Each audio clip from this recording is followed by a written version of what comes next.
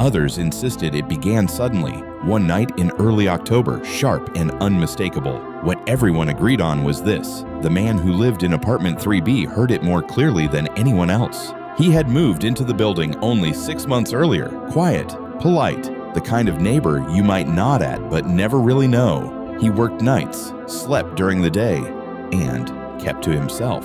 No visitors, no music, no complaints. At first, the screaming came late at night, around 2 a.m. A woman's voice, weak, strained, as if she'd already been screaming for hours before anyone noticed. A few neighbors stepped into the hallway, doors cracked open, listening. Someone muttered, "It's probably just a fight." Another said, "Someone else will call."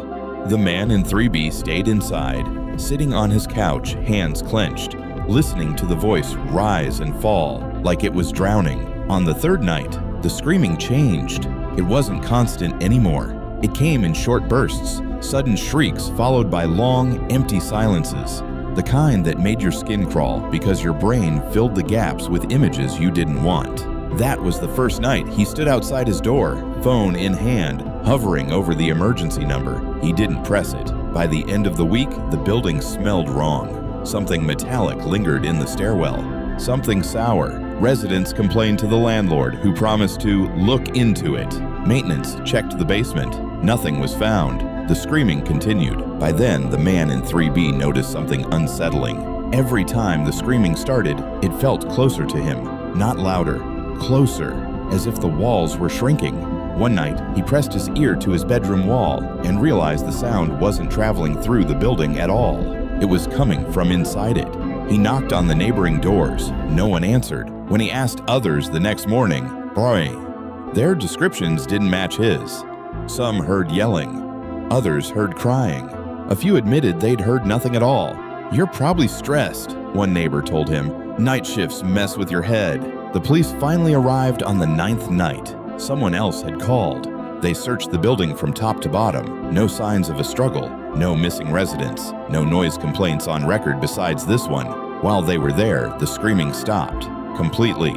The officers left. The neighbors went back inside. The man in 3B sat alone in his apartment, staring at the wall, waiting. At 3:17 the screaming resumed, but now it was whispering his name. That was when he called the police himself. By the time they returned, the screaming was constant, raw, animalistic, tearing through the halls. Officers banged on doors, shouting commands, weapons drawn. They traced the sound to apartment 3B, to him. They found him sitting on the floor, hands over his ears, sobbing. No one else was inside. No speakers, no recordings, no explanation. When they asked why he hadn't reported the screaming sooner, his answer was barely audible. She said not to. That answer followed him into the station. During questioning, he explained that the woman had spoken to him, not out loud, not at first. She'd begged him to listen, to stay quiet, to let it pass. The screaming was audible on every recording, except when the camera was pointed directly at the man. In those moments, the audio flattened into silence. They sent him to the hospital for observation. That's when things escalated. Nurses reported hearing screams echoing through the ward at night. Patients complained of nightmares involving a woman trapped inside walls, begging to be ignored. Security cameras captured nothing, but audio monitors did. The screaming grew louder whenever the man slept. Doctors noted his heart rate slowed during the episodes. His breathing steadied, as if the noise was soothing him. On the 12th night, a nurse leaned into his room and whispered, "Can you hear that?" He nodded. She asked, "Why doesn't it stop?" He looked at her and said, "Because you're listening now."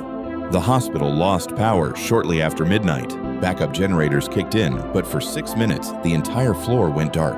Every patient screamed, not in fear, in pain. Security footage later showed people clawing at their chests, their throats, their ears, screaming in unison, all matching the same rhythm, all except one room, his room. When the lights returned, the bed was empty. No broken windows, no alarms triggered, no blood. Only a note written on the wall in something dark and sticky. You heard her too. The case was buried quietly.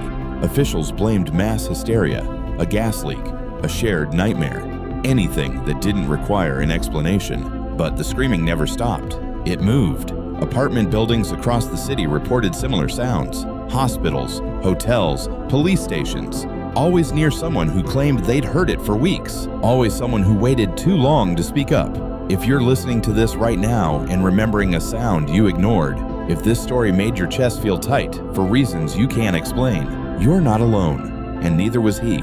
Share this story with someone who stays up late. Comment what you think the screaming really was. And if you want more stories that don't fade when the video ends, stay here. Some sounds don't want to be stopped. They want to be passed on.